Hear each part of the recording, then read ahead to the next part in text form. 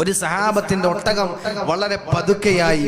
ആ സഹാബത്ത് പറയാ, നമ്മൾ പറയുന്നത് പോലെ നമ്മളിങ്ങനെ വാഹനത്തിൽ യാത്ര ചെയ്യുമ്പോൾ നമ്മുടെ വാഹനം ഒന്ന് ബ്രേക്ക് ഡൗൺ ആയി കഴിഞ്ഞാൽ പറയും പണ്ടാരമടങ്ങാൻ.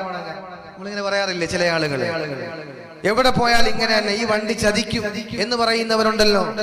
എല്ലാ ദിവസവും എന്റെ വാഹനം ഇങ്ങനെയാ, ഇത് നശിച്ച വാഹനമാ എന്നൊക്കെ പറയുന്ന ആളുകളുണ്ടല്ലോ. ശ്രദ്ധിക്കണം പ്രിയപ്പെട്ടവരെ, അങ്ങനെ പറയാൻ പാടില്ല. അല്ലാഹുവിന്റെ റസൂൽ സല്ലല്ലാഹു അലൈഹി വസല്ലമ തങ്ങൾ ആ സഹാബി പറയുകയാണ്, ഈ ഒട്ടകം എന്തൊരു ഒട്ടകമാണ്, പണ്ടാരമടങ്ങാൻ എന്റെ യാത്ര സുഖമാക്കുന്നില്ലല്ലോ എന്ന് ആ സഹാബി പറയുമ്പോ അല്ലാഹുവിന്റെ റസൂൽ അങ്ങടുത്തേക്ക് വിളിക്കുകയാ. എന്നിട്ട് അല്ലാഹുവിന്റെ റസൂൽ പറയുകയാണ്, ലാ തദഉ അലാ ഔലാദികും, നിങ്ങൾ നിങ്ങളുടെ മക്കളെ ശപിക്കാൻ പാടില്ല. അല്ലാഹുവിന്റെ റസൂൽ ഒന്നാമത് പറഞ്ഞു കൊടുക്കുകയാ, നിങ്ങൾ നിങ്ങളുടെ മക്കളെ ശപിക്കാൻ പാടില്ല. എന്നിട്ട് പറയുകയാണ്, വലാ തദഉ അലാ അൻഫുസികും, നിങ്ങളുടെ ശരീരങ്ങളെ നിങ്ങൾ ശപിക്കാൻ പാടില്ല.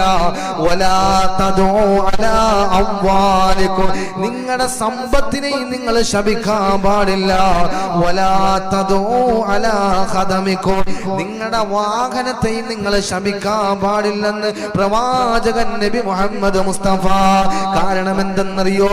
ശാപവാക്കെന്ന് പറഞ്ഞാൽ അതൊരു ദുആയാണ്. അതുകൊണ്ട് ഒരു മനുഷ്യനെ നിങ്ങൾ ശപിക്കല്ലേ, ഒരു മനുഷ്യനെ നിങ്ങൾ ശപിക്കല്ലേ. ആ ശാപം ആ മനുഷ്യന് ഏൽക്കാൻ പറ്റാത്ത ശാപമാണെങ്കിൽ ശപിച്ചവനിലേക്ക് അത് മടങ്ങുമെന്ന് പ്രവാചകൻ നബി മുഹമ്മദ് മുസ്തഫ.